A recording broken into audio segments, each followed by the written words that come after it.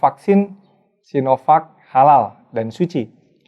Namun, yang membuat galau sebagian masyarakat adalah keluarnya fatwa MUI tentang vaksin AstraZeneca. Ya, kita tahu bahwa MUI mengeluarkan fatwa AstraZeneca hukumnya haram.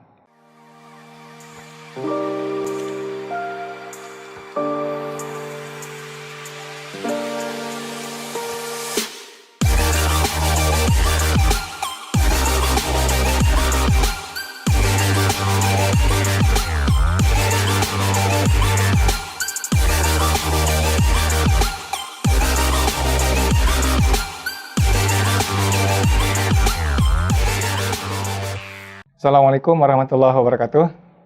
Sahabat-sahabat semua, kali ini saya akan membahas tentang bagaimana pandangan Islam terhadap vaksinasi, khususnya vaksinasi COVID-19. Ya. Ada fatwa dari Majelis Ulama Indonesia tahun 2016 nomor 4 tentang imunisasi. Pada fatwa tersebut dijelaskan ada dua hal, yaitu tentang program imunisasi dan zat yang terkandung dalam vaksin. Fatwa MUI itu memutuskan bahwa ketentuan hukum imunisasi, vaksin untuk imunisasi wajib menggunakan yang halal dan suci. Sedangkan untuk program imunisasi, dalam hal jika seseorang yang tidak diimunisasi akan menyebabkan kematian, penyakit berat, atau kecacatan permanen yang mengancam jiwa, berdasarkan pertimbangan ahli yang kompeten dan dipercaya, maka imunisasi hukumnya wajib. Jadi berdasarkan fatwa MUI nomor 4 tahun 2016 ini, yaitu pada poin 5, program imunisasi hukumnya wajib. Dan untuk zat vaksinnya harus mengandung vaksin yang halal dan suci. Lalu bagaimana dengan vaksin COVID yang sudah ada fatwanya? Ya. Untuk vaksin Sinovac itu tidak ada masalah. Ya. MUI menyatakan bahwa vaksin Sinovac halal dan suci. Namun, yang membuat galau sebagian masyarakat adalah keluarnya fatwa MUI tentang vaksin AstraZeneca. Ya, kita tahu bahwa MUI mengeluarkan fatwa AstraZeneca hukumnya haram berdasarkan fatwa nomor 14 tahun 2021. Lalu bagaimana kita menyikapi fatwa ini?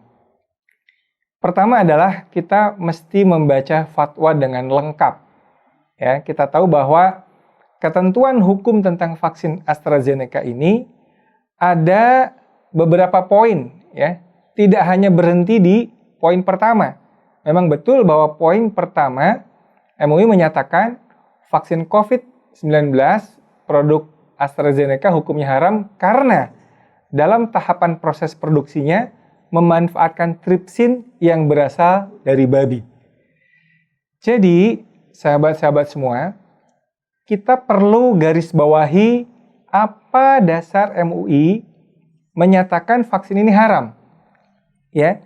Sekali lagi bahwa MUI menyatakan haram karena dalam tahapan proses produksinya memanfaatkan tripsin yang bersumber dari babi. Nah, di poin kedua, MUI menyatakan lagi bahwa penggunaan vaksin AstraZeneca pada saat ini mubah atau dibolehkan karena ya ada beberapa poin. Pertama, kebutuhannya mendesak, menduduki kondisi darurat secara syar'i. Kemudian ada keterangan dari ahli yang kompeten dan terpercaya tentang adanya bahaya atau risiko fatal kalau tidak divaksinasi.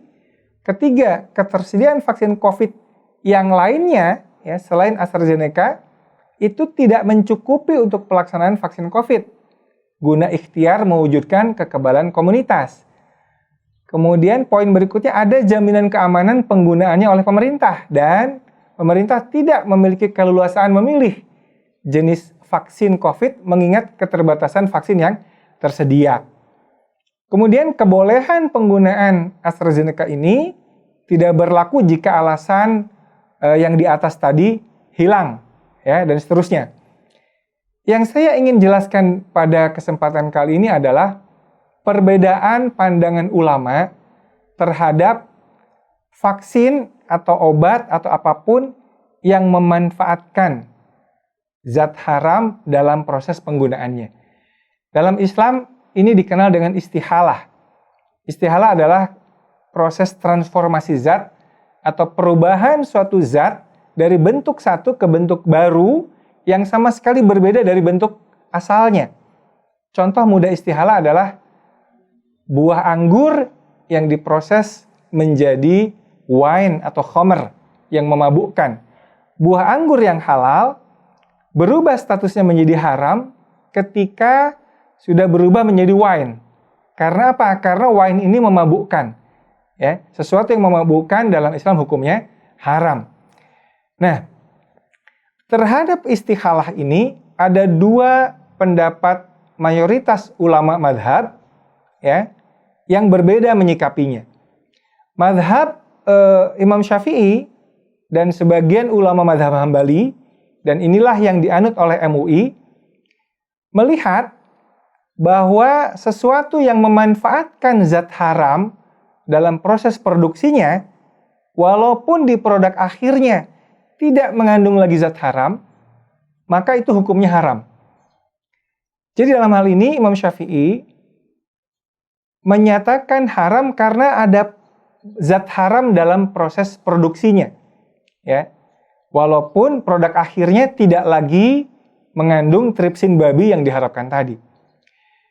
Namun ada kelompok madhab kedua, yaitu madhabnya Imam Hanafi, Imam Malik, Ibnu Hazm, Ibnu Taimiyah, dan Ibnu Qayyim, yang melihat produk akhirnya seperti apa. Kalau produk akhirnya itu bebas dari zat haram, mengapa kita lihat masa lalunya? Dengan demikian, ulama-ulama yang memakai madhabnya Imam Hanafi ya, akan berani memberi label halal atau sertifikat halal kepada vaksin yang pada produk akhirnya tidak lagi mengandung zat haram. Ya, ini ada dua contoh vaksin ya, salah satunya vaksin rotavirus ya, vaksin Rotatek misalnya. Ini mendapatkan sertifikat halal dari Ivanka. Ivanka itu adalah majelis ulamanya di Amerika. Padahal vaksin ini dalam proses pembuatannya menggunakan tripsin babi. Dan juga vaksin Rotarix misalnya. Ini juga mendapatkan sertifikat halal dari Halal Europe, ya, majelis ulama Eropa. Padahal vaksin Rotarix ini juga menggunakan tripsin babi dalam proses pembuatannya. Jadi ada dua pandangan fikih yang berbeda, tapi kedua-duanya menyikapi suatu produk yang produk akhirnya tidak ada babinya. Kalau terhadap babinya mereka sepakat itu haram, tetapi pada produk vaksin atau obat yang dalam prosesnya menggunakan zat haram seperti tripsin babi, kedua ulama ini berbeda pendapat. Apapun yang kita ikuti, kalau kita ikut madhab Hanafi, vaksin itu hukumnya halal dan suci. Tapi kalau kita ikut madhab Syafi'i yang diikuti oleh MUI, walaupun MUI menyatakan vaksin itu zatnya haram, tetapi dibolehkan menggunakannya dengan alasan-alasan diantaranya karena darurat dan karena tidak ada vaksin lain yang bisa menggantikan vaksin tersebut. Jadi sahabat-sahabat sekalian, semoga penjelasan ini bisa lebih menenteramkan ya.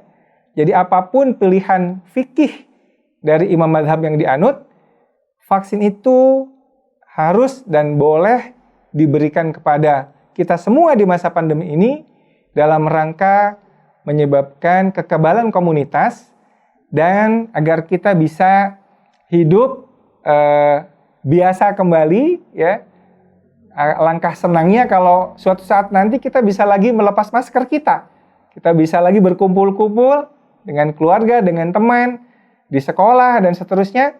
Ketika kekebalan komunitas itu bisa terjadi ya, setelah sekitar 70% atau lebih masyarakat di Indonesia divaksinasi semuanya.